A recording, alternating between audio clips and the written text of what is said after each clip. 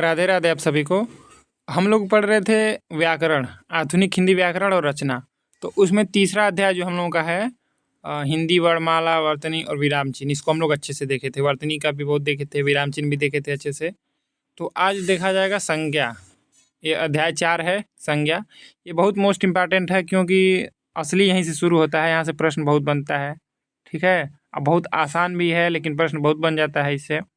ठीक, तो संज्ञा है, इसमें क्या पढ़ना है हम लोग को ये देखा जाए पहले। तो संज्ञा, कार्य और भेद पढ़ा जाएगा। संज्ञा के रूपांतर पढ़ा जाएगा, लिंग, वचन और कारक में संबंध। ठीक, लिंग पढ़ा जाएगा मतलब कि स्त्रीलिंग पुल्लिंग, इसमें भी कन्फ्यूजन बहुत रहता है कि स्त्रीलिंग कौन होगा, पुल्लिंग कौन होगा। तो इसमें कुछ अपवाद होते हैं, उनको अच्छे से देखा जाएगा। और वचन पढ़ा जाएगा। ठीक, एक वचन, द्विवचन, बहुवचन होता है ना, वो उसको पढ़ा जाएगा। और कारक पढ़ा जाएगा, कर्ता ने कर्म को कर्ण से वाला कारक। ठीक, और पद परिचय पढ़ा जाएगा, ये सबसे लास्ट में आएगा। तो संज्ञा को पढ़ा जाएगा। उससे देखिए यहाँ पे संज्ञा जो है, इसको सबसे पहले ये जान लिया जाए, किसी व्यक्ति, वस्तु, स्थान या भाव के नाम को क्या कहा जाता है? संज्ञा कहा जाता है। हम लोग ये बचपन में पढ़े होंगे परिभाषा कि किसी व्यक्ति, वस्तु, स्थान या भाव के नाम को संज्ञा कहा जाता है। और संज्ञा के कितने भेद होते हैं? 5 भेद होते हैं। ये सामान्य है, ये याद रहना चाहिए कि संज्ञा के कितने भेद होते हैं। तो ये कैसे याद होगा कि संज्ञा के 5 भेद होते हैं? सबसे पहला चीज़ होता है कि संज्ञा हो गया, सर्वनाम हो गया, विशेषण हो गया, ये सबका भेद याद रहना चाहिए। भेद नहीं याद रहेगा तो दिमाग में आएगा ही नहीं क्या है, कैसे सब चल रहा है। तो देखिए यहाँ पे संज्ञा जो बना है, तो ज्ञ में 5 टाइप का नहीं बन रहा है, जैसे हम लोग 5 लिखते हैं वैसे यहाँ पे ज्ञ में देखिए 5 जैसा बन रहा है। ठीक, तो इसको याद रख लीजिएगा। संज्ञा में जब आएगा तो यहाँ पे ध्यान लगाइएगा और 5 तुरंत दिमाग में आ जाएगा कि संज्ञा कितने भेद होते हैं, तो 5 होते हैं। अब देखिए यहाँ पे परिभाषा दिया है, संज्ञा, कार्य और भेद, इसको पढ़ा जाए। ठीक, तो संज्ञा क्या है, उसका कार्य क्या है, भेद क्या है। संज्ञा उस विकारी शब्द को कहते हैं, विकारी है। ठीक, मतलब कि लिंग, वचन, इसमें परिवर्तन हो जाएगा। ठीक है, विकारी उसको कहते हैं जिसमें परिवर्तन होता है। तो संज्ञा उस विकारी शब्द को कहते हैं जिससे किसी विशेष वस्तु, भाव और जीव के नाम का बोध हो। तो संज्ञा का मतलब ही होता है नाम। यहाँ वस्तु शब्द का प्रयोग व्यापक अर्थ में हुआ है, जो केवल वाणी और पदार्थ का वाचक नहीं वरन उनके धर्मों का भी सूचक है। साधारण अर्थ में वस्तु का प्रयोग इस अर्थ में नहीं होता, अतः वस्तु के अंतर्गत प्राणी, पदार्थ और धर्म आते हैं। इन्हीं के आधार पर संज्ञा के भेद किए गए हैं। तो संज्ञा कितने भेद किए गए हैं? 5। ठीक, ऊपर हम लोग देखें कि संज्ञा कितने भेद किए गए हैं? 5। और वही पूछेगा कि व्युत्पत्ति के आधार पर संज्ञा कितने भेद होते हैं। ठीक, व्युत्पत्ति के आधार पर पूछेगा। ठीक है, व्युत्पत्ति के आधार पर पूछेगा अगर, तो ये हो जाएगा 3। ठीक, रूढ़, यौगिक और योग रूढ़, ये ध्यान देना है कि व्युत्पत्ति के आधार पर संज्ञा कितने भेद होते हैं? 3 होते हैं, रूढ़, यौगिक और योग रूढ़। ठीक, ये भी नहीं भूलना है। तो व्युत्पत्ति में त आ रहा है ना, और 3 में भी 3 त आ रहा है, तो ऐसे याद कर लिया जाएगा, व्युत्पत्ति 3। ठीक, तो यहाँ पे देखा जाए संज्ञा के भेद। संज्ञा के भेदों के संबंध में व्याकरण एक मत नहीं है, पर अधिकतर व्याकरण संज्ञा के 5 भेद मानते हैं: जातिवाचक, व्यक्तिवाचक, गुणवाचक, भाववाचक और द्रव्यवाचक। तो ये संज्ञा के 5 भेद हैं। ठीक, तो इसको एकदम याद कर लेना है कि कौन कौन होता है। तो कोई मान लीजिए व्यक्ति है, उसकी कोई जाति होगी। ठीक, उसके अंदर भाव है, उसके अंदर गुण है। ठीक, तो ये 4 तो याद ही हो गया। अब द्रव्यवाचक याद कर लीजिए, ऐसे नहीं याद हो रहा है तो ऐसे ट्रिक बना लीजिए कोई भी, कि व्यक्ति कोई है, उसकी जाति होगी कोई। ठीक, उसके अंदर भाव भी होगा और उसका गुण भी होगा। तो और द्रव्यवाचक को याद कर लीजिएगा, तो 5 भेद याद कर ऐसे हो जाएगा। ठीक, ये भेद अंग्रेजी के आधार पर हैं, कुछ रूप के अनुसार और कुछ प्रयोग के अनुसार। संस्कृत व्याकरण में देखिए यहाँ पे दिया है ना, संस्कृत व्याकरण में प्रातिपदिक नामक शब्द भेद के अंतर्गत संज्ञा, सर्वनाम, गुणवाचक, विशेषण आदि आते हैं, क्योंकि वहाँ इन 3 शब्द भेदों का रूपांतर प्राय एक ही जैसे प्रत्ययों के प्रयोग से होता है। किंतु हिंदी व्याकरण में सभी तरह की संज्ञाओं को 2 भागों में बांटा गया है, एक वस्तु की दृष्टि से और दूसरा धर्म की दृष्टि से। तो संज्ञा जो है होती है, इनके 5 भेद होते हैं। तो इसको धर्म की दृष्टि से और वस्तु की दृष्टि से 2 भागों में बांटा गया है।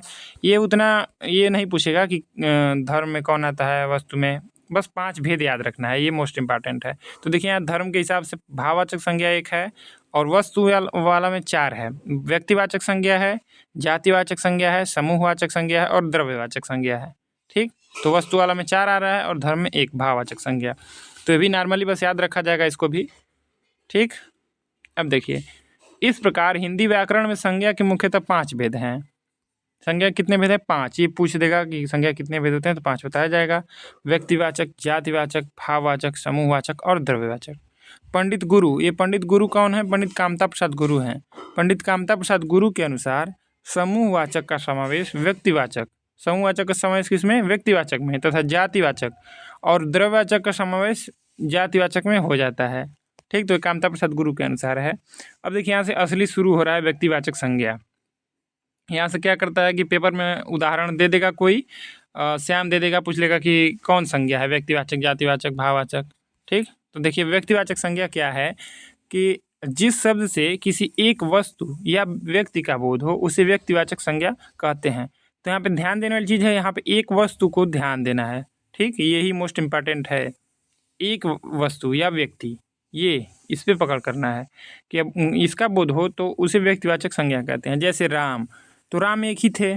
ठीक, कई तो राम है नहीं। गांधी जी एक ही थे, गंगा एक ही है, काशी एक ही है। तो क्या है? एक है बस। मतलब कोई भी चीज़ ऐसी हो जो यूनिक हो, बस एक ही हो। ठीक है, तो उसको क्या कहा जाएगा? व्यक्तिवाचक संज्ञा कहा जाएगा। यहाँ पे लिखा है ना, किसी एक वस्तु या व्यक्ति का बोध हो। अब देखिए, राम गांधी जी कहने से एक एक व्यक्ति का, गंगा कहने से एक नदी का, ठीक, और काशी कहने से एक नगर का बोध होता है।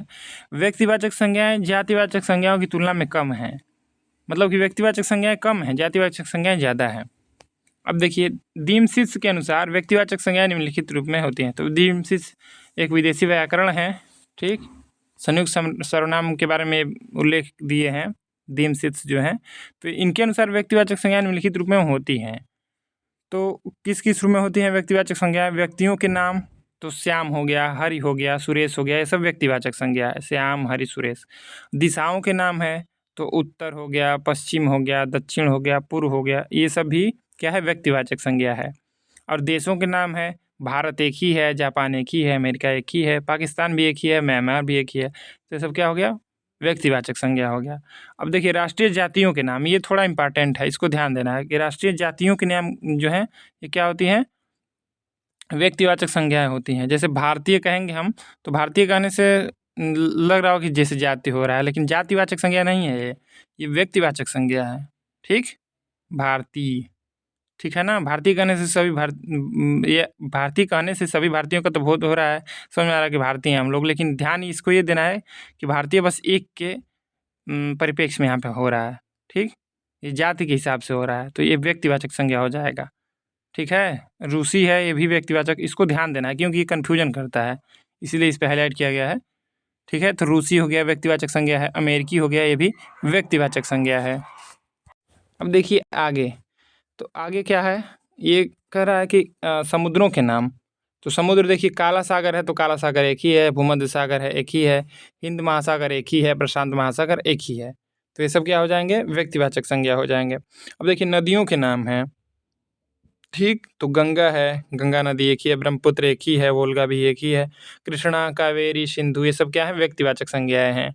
इसी में से एक उदाहरण दे देगा, कहीं भी प्रश्न बनेगा तो इससे ज़्यादा नहीं पूछेगा, क्योंकि बुक में जो लिखा है वही सब उसी में से पूछना है। ठीक है, अब देखिए पर्वतों के नाम, तो हिमालय है, हिमालय क्या है? व्यक्तिवाचक संज्ञा है। विंध्याचल है, ये भी व्यक्तिवाचक संज्ञा है। अलकनंदा है, काराकोरम है। ठीक, अब देखिए नगरों, चौकों और सड़कों के नाम, तो ये भी होता है। नगरों, चौकों और सड़कों के नाम में भी व्यक्तिवाचक संज्ञा होती है। जैसे वाराणसी है, नगर है, गया है, चांदनी चौक है, और हरिशन रोड है, अशोक मार्ग है, सब क्या है? व्यक्तिवाचक है। अब देखिए पुस्तकों तथा समाचार पत्रों के नाम, तो रामचरितमानस है, तो रामचरितमानस एक ही न है। जैसे कामायनी है तो एक ही है। ठीक, कोई रचना हो गई तो एक ही है, तो क्या हो जाएगी? वो हो जाएगी व्यक्तिवाचक संज्ञा। ऋग्वेद है, एक ही है। धर्मयुग है, पत्रिका है। ठीक, धर्मवीर भारती संपादक थे इसके। Indian nation, Aryavarta. ठीक है, अब देखिए ऐतिहासिक युद्धों और घटनाओं के नाम, तो जो ऐतिहासिक युद्ध लड़े गए हैं वो भी क्या है? व्यक्तिवाचक संज्ञा के अंतर्गत आएंगे। जैसे पानीपत की पहली लड़ाई 1526 ईस्वी। ठीक है, तो ये भी ध्यान देना है कि ऐतिहासिक युद्ध किस में आएंगे? व्यक्तिवाचक संज्ञा में आएंगे। सिपाही विद्रोह हो गया, अक्टूबर क्रांति हो गया, ये सब व्यक्तिवाचक संज्ञा में आएगा। और देखिए दिनों, महीनों के नाम, तो दिन जैसे हो गया, मान लीजिए सोमवार हो गया, मंगलवार हो गया। ठीक, और महीनों के नाम जुलाई हो गया, अक्टूबर हो गया, मई हो गया, ये सब क्या हो जाएगा? ये सब हो जाएगा व्यक्तिवाचक संज्ञा। व्यक्ति कहने से मतलब नहीं है कि किसी व्यक्ति का नाम ही रहना चाहिए, ठीक ना। व्यक्ति मतलब कि बस एक रहना चाहिए, उसको यूनिक रहना चाहिए, ठीक है। अब देखिए त्योहारों उत्सवों के नाम। तो त्योहार हम लोग जो मनाते हैं जैसे होली हो गया, दिवाली हो गया, रक्षाबंधन हो गया, विजयदशमी हो गया, ये सब किस में आएगा? ये व्यक्तिवाचक संज्ञा में आएगा। क्लियर हो गया होगा एकदम अच्छे से, ठीक। अब देखिए जातिवाचक संज्ञा क्या है। व्यक्तिवाचक जातिवाचक एकदम अच्छे से देख लिया जाएगा यहाँ पे। देखिए अब जातिवाचक संज्ञा क्या है? जिन संज्ञाओं से एक ही प्रकार की वस्तुओं अथवा व्यक्तियों का बोध हो उन्हें जातिवाचक संज्ञा कहते हैं। तो हम लोग व्यक्तिवाचक में पढ़े कि बस एक ही रहेगा, लेकिन व्यक्तिवाचक में पढ़े कि एक ही रहेगा, ठीक है। लेकिन जातिवाचक संज्ञा में क्या है कि एक ही प्रकार की वस्तुओं, ठीक है, एक ही प्रकार की उसमें कई वस्तुएं रहेंगी, ठीक है, एक ही प्रकार की कई वस्तुओं का बोध होगा, तो वहाँ पे जातिवाचक संज्ञा हो जाएगी। जैसे मनुष्य कहेंगे हम, तो मनुष्य में हर कोई आ जाएगा, राम श्याम हरि सब लोग मनुष्य हैं, ठीक। तो मनुष्य क्या हो जाएगी? जातिवाचक संज्ञा हो जाएगी। और घर कह रहे हैं तो घर में भी कई प्रकार के घर हैं, मेरा घर है, आपका घर है और किसी का घर है, तो सब घर में ही आएंगे ना, तो भी जातिवाचक संज्ञा हो जाएगी। अब देखिए पहाड़ है तो पहाड़ भी कई प्रकार के हैं, ठीक। लेकिन हिमालय कहेंगे तो व्यक्तिवाचक संज्ञा हो जाएगी, ठीक है। तो ये जातिवाचक संज्ञा है पहाड़। नदी है तो नदी कहने से तो बहुत नदियाँ हैं भारत में, पूरे विश्व में भी बहुत नदियाँ हैं, तो नदी भी जातिवाचक संज्ञा है। लेकिन गंगा कहेंगे, ब्रह्मपुत्र कहेंगे तो वो सब क्या हो जाएंगी? वो सब व्यक्तिवाचक संज्ञा हो जाएंगी, क्योंकि वो उस स्पेशल किसी को कह रहे हैं हम, ठीक है। अब देखिए मनुष्य कहने से संसार की मनुष्य जाति का, घर कहने से सभी तरह के घरों का, पहाड़ कहने से संसार के सभी पहाड़ों का और नदी कहने से सभी प्रकार की नदियों का जातिगत बोध होता है। जातिवाचक संज्ञाएं निम्नलिखित स्थितियों की होती हैं। तो जातिवाचक संज्ञाएं कैसी बनती हैं ये भी इसमें दिया है कि संबंधियों, व्यवसायों, पदों और कार्यों का नाम। तो जैसे बहन कहेंगे तो सब बहन तो बहुत है, सबकी बहन है, तो बहन क्या है? जातिवाचक संज्ञा है, ठीक। लेकिन बहन बहन का अगर नाम ले लेंगे अगर कोई, तो व्यक्तिवाचक संज्ञा हो जाएगी। मंत्री है तो कई प्रकार के मंत्री हैं, जातिवाचक संज्ञा है। जुलाहा है, ठीक है, ये भी जातिवाचक संज्ञा है। प्रोफेसर है तो हिंदी के प्रोफेसर, इंग्लिश के प्रोफेसर, ये सब भी हैं, जाति है ये भी। ठग है तो कई प्रकार के ठग भी होते हैं, ये भी जातिवाचक संज्ञा है, ठीक है। अब देखिए पशु पक्षियों के नाम है तो ये भी जातिवाचक संज्ञा है।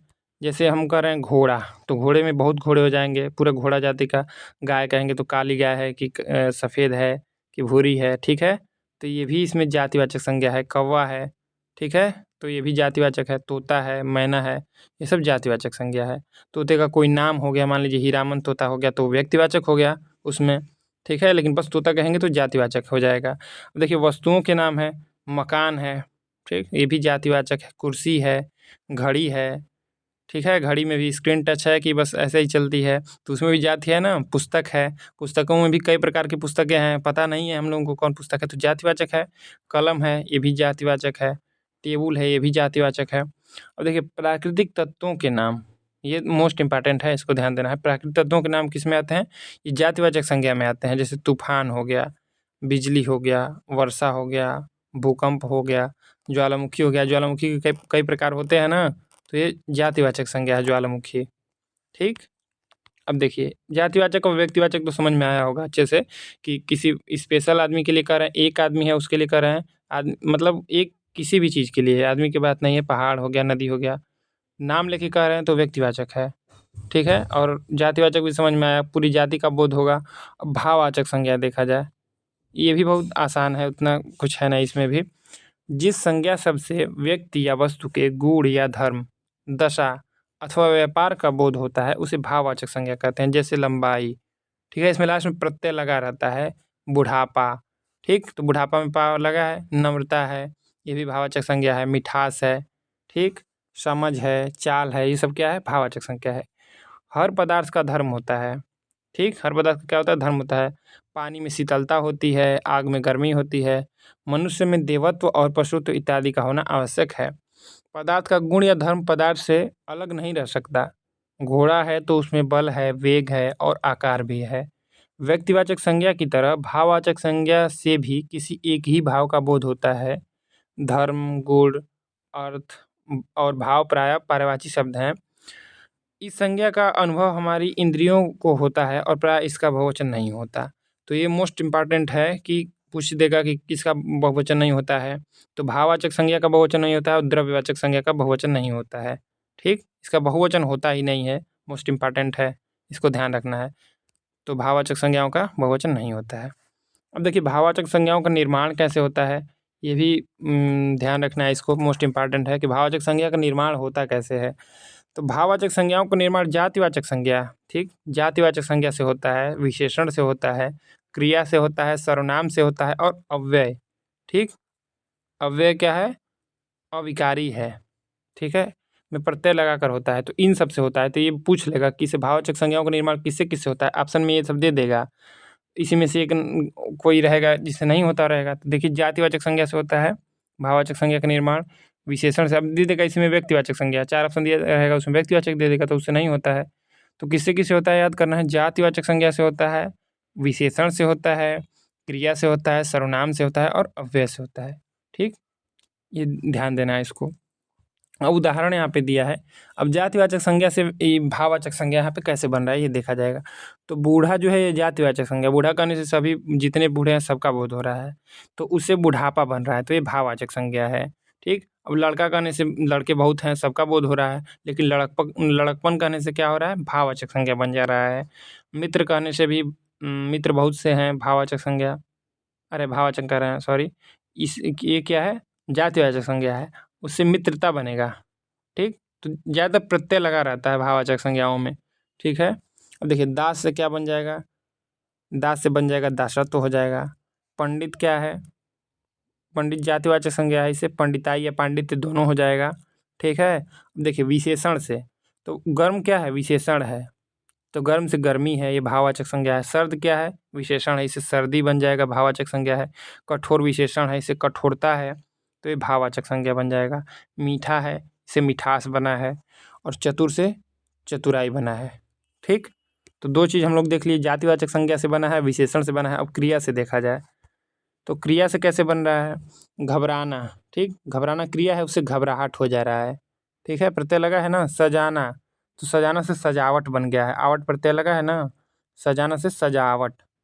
ठीक, चढ़ना से चढ़ाई हो गया है, आई प्रत्यय है। बहना से बहाव हो गया है, मारना से मार, ये दोनों इंपॉर्टेंट है।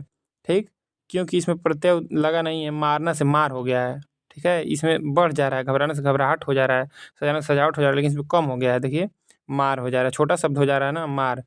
तो मारना क्या है, ये क्रिया है, और मार क्या है, भाववाचक संज्ञा है। दौड़ना से दौड़ हो जा रहा है, दौड़ना क्रिया है और दौड़ भाववाचक संज्ञा है। अब देखिए सर्वनाम से, सर्वनाम, ठीक, सर्वनाम से देखा जाएगा अब, तो अपना से अपनापन हो जाएगा, अपनाव से नहीं, अपनाव से नहीं, तो अपना से अपनापन और अपनाव दोनों होगा। ठीक, मम से ममता होता है और ममत्व होता है, दोनों होता है। निज से निजत्व होता है। ठीक, ये सब हो जाएगा सर्वनाम से। अब अव्यय से देखा जाए, ठीक है, अव्यय से देखा जाए, तो दूर है, दूर से दूरी हो जाएगा, परस्पर से पारस्पर्य हो जाएगा, समीप से सामीप्य हो जाएगा, सब भाववाचक संज्ञा बन रहा है, ध्यान देना है। निकट से नैकट्य हो जाएगा। ठीक है, शाबाश से शाबाशी हो जाएगा, वाह वाह से वाहवाही हो जाएगा। तो ये सब भाववाचक संज्ञा कैसे बनता है, ये है भाववाचक संज्ञा का बहुवचन नहीं होता है, ये भी ध्यान देना है। ठीक है, और इसमें लास्ट में क्या लगा रहता है, प्रत्यय लगा रहता है। अब देखिए भाववाचक संज्ञा में जिन शब्दों का प्रयोग होता है उनके धर्म में या तो गुण होगा या अवस्था या व्यापार, ऊपर दिए गए उदाहरण कथन की पुष्टि करते हैं।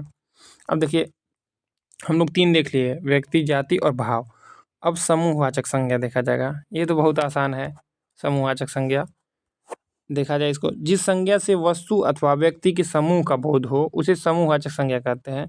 जैसे व्यक्तियों का समूह है, सभा है। ठीक, तो सभा कहने से ही समझ में आ रहा है कि बहुत लोग बैठे होंगे, सभा चल रही होगी, यानी कि समूह है। दल है, ठीक, दल मतलब बहुत लोग हैं। गिरोह है, वस्तुओं का समूह। गुच्छा कहने पे ही समझ में आ जाएगा, शब्द हम लोग कहेंगे तो शब्द में ही छुपा हुआ है कि वो समूह है। गुच्छा है कहने से लग रहा है कि नहीं, गुच्छा का मतलब कि एक का गुच्छा नहीं बनेगा, ज़्यादा रहेगा तब गुच्छा बनेगा ना। ठीक है, कुंज है। ठीक, अब देखिए मंडल है, ठीक है, मंडल, घौद है, ये सब क्या है, समूहवाचक संज्ञा है। ये बहुत आसान है, ये तो क्लियर हो गया होगा। अब द्रव्यवाचक संज्ञा देखा जाए, ठीक, व्यक्ति, जाति, भाव और समूह हो गया। अब द्रव्य देखा जाए, जिस संज्ञा से नाप तौल वाली वस्तु का बोध हो उसे द्रव्यवाचक संज्ञा कहते हैं। हम लोग पढ़े हैं द्रव्य होता है ना, ठीक, द्रव्य का मतलब कोई भी पदार्थ होता है, द्रव नहीं समझना है। ठोस, द्रव और गैस वो अलग चीज़ है, लेकिन द्रव्य है, द्रव्य का मतलब होता है कोई भी पदार्थ। तो जिस संज्ञा में नाप तौल वाली वस्तु का बोध हो उसे द्रव्यवाचक संज्ञा कहते हैं। इस संज्ञा का सामान्यतः बहुवचन नहीं होता। तो किसका नहीं होता है बहुवचन? भाववाचक संज्ञा और द्रव्यवाचक संज्ञा का बहुवचन नहीं होता है। ठीक, तो देखिए जैसे लोहा है, लोहा क्या है? द्रव्य है। ये क्या होता है कि द्रव्यवाचक संज्ञा करने पर लोग सोचते हैं कि द्रव को ध्यान में आ जाता है कि जैसे दूध हो गया, पानी हो, यही सब होगा, लेकिन नहीं, ये द्रव्य कह रहा है। द्रव्य का मतलब पदार्थ होता है, तो पदार्थ सब है। लोहा हो गया, सोना हो गया, चांदी हो गया, दूध हो गया, पानी हो गया, तेल हो गया, तेजाब हो गया। ठीक, तो हम लोग लोहा को भी नापते हैं, तौलते हैं। ठीक है, तो जिसका नाप तौल हो जाए उसी वो द्रव्यवाचक संज्ञा है। ठीक, लोहा हो गया, सोना हो गया, चांदी हो गया, दूध हो गया। ठीक है, लीटर में इसको नापते हैं ना, पानी को भी नापा जाता है, तेल को भी नापा जाता है, तेजाब को भी। तो ये सब क्या हो जाएगा? द्रव्यवाचक संज्ञा में हो जाएगा, और इसका बहुवचन नहीं होता है। ठीक, अब देखिए यहाँ तक तो पूरा हम लोगों का संज्ञा समाप्त हो गया। अब संज्ञाओं के का प्रयोग यहाँ पे दिया है। ठीक, कि जातिवाचक संज्ञा का व्यक्तिवाचक में कैसे होता है, इसको भी देख लिया जाए। ऊपर तो पूरा क्लियर हो गया होगा कि कौन संज्ञा है, उसका भेद क्या है। व्यक्तिवाचक में ज़्यादा कन्फ्यूजन रहता है और जातिवाचक में तो सब क्लियर हो गया होगा। अब देखिए संज्ञाओं का प्रयोग। संज्ञाओं के प्रयोग में कभी कभी उलटफेर भी हो जाया करता है। कुछ उदाहरण यहाँ दिए जा रहे हैं। तो जातिवाचक संज्ञा से व्यक्तिवाचक संज्ञा कैसे बनती है ये देखा जाए। कभी कभी जातिवाचक संज्ञाओं का प्रयोग व्यक्तिवाचक संज्ञाओं में होता है, जैसे पूरी। तो पूरी क्या है?